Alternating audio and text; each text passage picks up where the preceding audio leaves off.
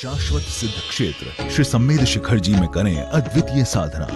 आयोजित हो रहा है नमोकार महामंत्र अखंड आराधना। 20 तीर्थंकरों की मोक्ष स्थली श्री सम्मेद शिखर जी स्थित सन्मति साधना सदन में परम पूज्य गजपंथा तीर्थोद्धारक मुनि श्री 108 विप्रण सागर जी मुनिराज ससंग के मंगल सानिध्य में 400 दिवसीय मार्च 2018 तक श्री नमोकार महामंत्र अखंड आराधना विश्व शांति महायज्ञ का भव्य आयोजन हो रहा है। 1 वर्ष तक इस अनुष्ठान में तन मन धन से सहमति प्रदान कर दैनिक इंद्र आदि बनकर आत्म वैभव प्राप्त कर बने सौभाग्यशाली। देखिए शाश्वत फलदायी श्री नमोकार महामंत्र अखंड आराधना विश्व शांति महायज्ञ के भक्तिमय दृश्यों का विशेष प्रसारण 27 फरवरी 2017 से प्रतिदिन दोपहर 2 बजे सिर्फ पारस चैनल पर। भव्यात्माओं, हम शाश्वत राज सम्मेद शिखर सिद्ध क्षेत्र पर बैठे हुए हैं।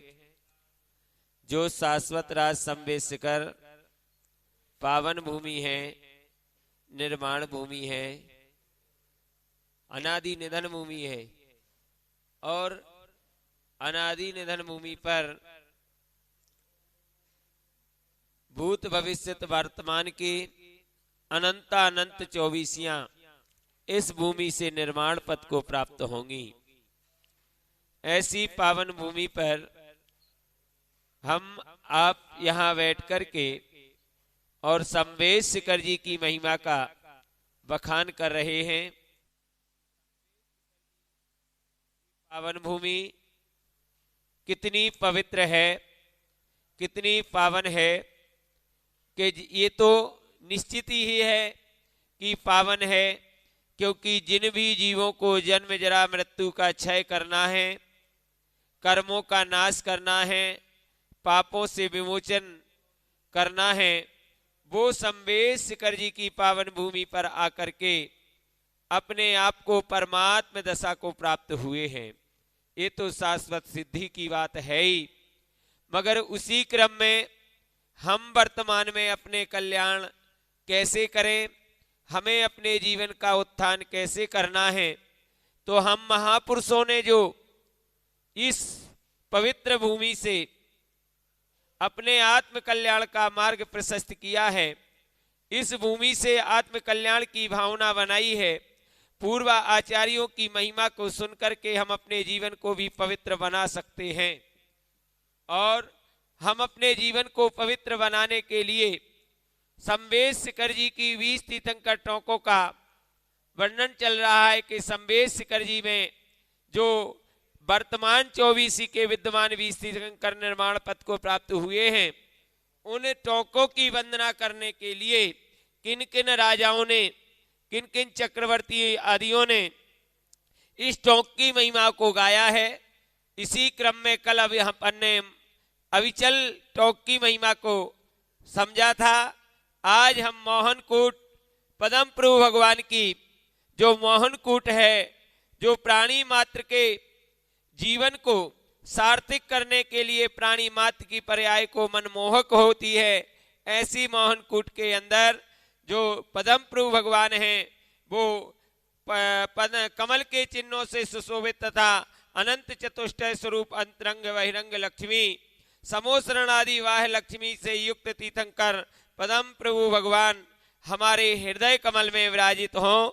और हम पदम प्रभु भगवान के मोहनकूट में जाकर के और वंदना पूजन करेंगे। ऐसी भावना करते हुए एक राजा ने, सुप्रभ नाम का राजा, जो अपने जीवन में प्रसन्न चित्त होकर के और मोहनकूट को प्रणाम करता है और मोहनकूट को प्रणाम करके और अपने जीवन को धन्य समझता है। जम्बूद्वीप के क्षेत्र के, भरत क्षेत्र के, वंग देश के प्रभाकरी नगरी के राजा का नाम सुप्रभ था और वह सुप्रभ राजा अपनी प्रिय रानी जो अत्यंत रूपवती थी, उत्तम शील को धारण करने वाली थी, उस रानी ने उत्तम लक्षणों से संपन्न, अनेक गुणों से संपन्न थी और सत्यवादिनी के रूप में प्रसिद्ध थी।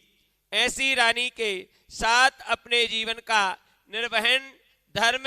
परायण रूप से कर रहा था। एक दिन अचानक दोनों पति पत्नी जंगल की ओर, उद्यान की ओर निकले। और उद्यान की ओर जब निकले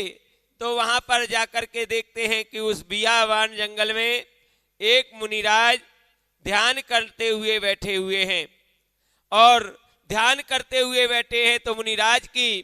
उस राजा ने 3 परिक्रमा लगाई और 3 परिक्रमा लगा करके मुनिराज के पास बैठ करके और कहने लगे, महाराज हम आपके समक्ष कुछ जिज्ञासाएं लेकर के आए हैं, कृपया हमारा समाधान करें। और जैसे ही मुनिराज के समक्ष बैठे तो वो जिज्ञासाएं तो समाप्त हो गईं और सीधा पूछने लगे, हे मुनिराज आपके लिए चारण रिद्धि कहां से प्राप्त हुई है। तब मुनिराज ने देखा कि वे बहुत बड़ा पुण्यशाली धर्मनिष्ठ श्रावक है और इसको बताने से इसका कल्याण का मार्ग प्रशस्त हो सकता है। उसी समय मुनिराज ने कहा, राजन ये जो चारण रिद्धि है ये तब से प्राप्त होती है और ये संवेशकर जी की यात्रा करने से, संवेशकर जी की वंदना करने से, संवेशकर जी की पूजा करने से, संवेशकर जी में पूजा विधान आराधना करवाने से ये चारण रिद्धि की प्राप्ति होती है।